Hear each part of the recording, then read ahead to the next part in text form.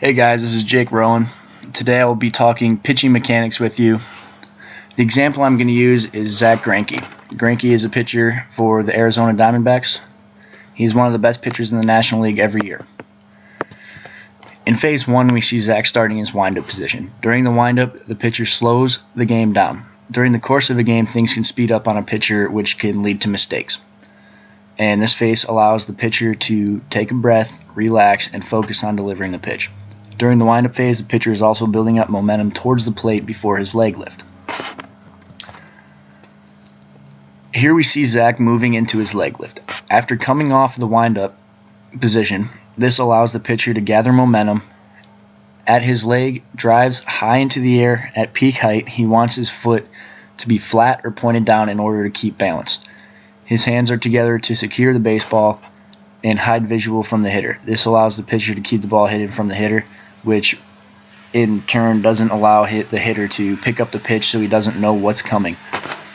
Displayed is Zack when he is at peak height on his leg lift, and we can see that he is staying balanced with a slight leg bend in order to prepare for the initial movement down the plane of the mound towards home plate. During this phase, Zack is beginning his movement down the hill. We notice that he leads with his front hip and leading back pocket. By leading with the front lower half, this allows his upper body to coil, waiting to explode towards home plate. This coil is where the kinetic energy is built up, which produces the velocity a pitcher needs. During this phase, the pitcher lets the natural pull of gravity lead him into the next phase. Next phase, there's a lot going on. First, we're going to focus on the upper body, which is the shoulders and the chest. As the front foot lands, the upper body forms a T position with the two arms. This is where the coil in frame 3 becomes to play here. This is also known as the rubber band effect. This is when the upper body and lower body separate, meaning the shoulders are still back, but at the same time the hips are facing home plate.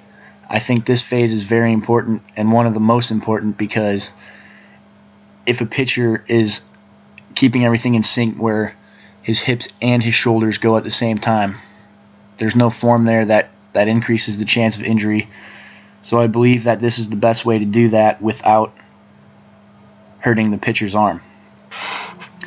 At the same time, Zack's back toe is beginning to gain ground towards home plate as he moves forward. This allows him to get more reach and make it seem like the ball is coming much faster to the hitter than it really is.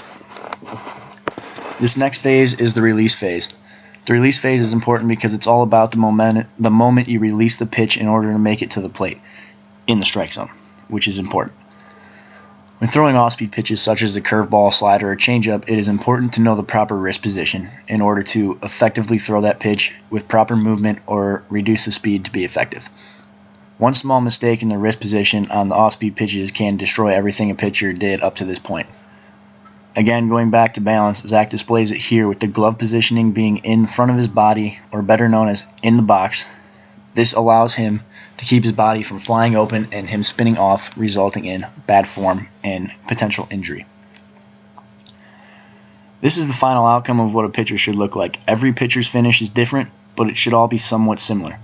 After the pitcher's back leg kicks up and swings around, the pitcher should end up in a fielding or a somewhat fielding position in case a ball comes screaming back to them off the bat. The pitcher needs to be in position to protect himself and to make a play when the ball comes. When Zack's leg hits the ground, he is ready to make the play. He's facing home plate in a fielding position.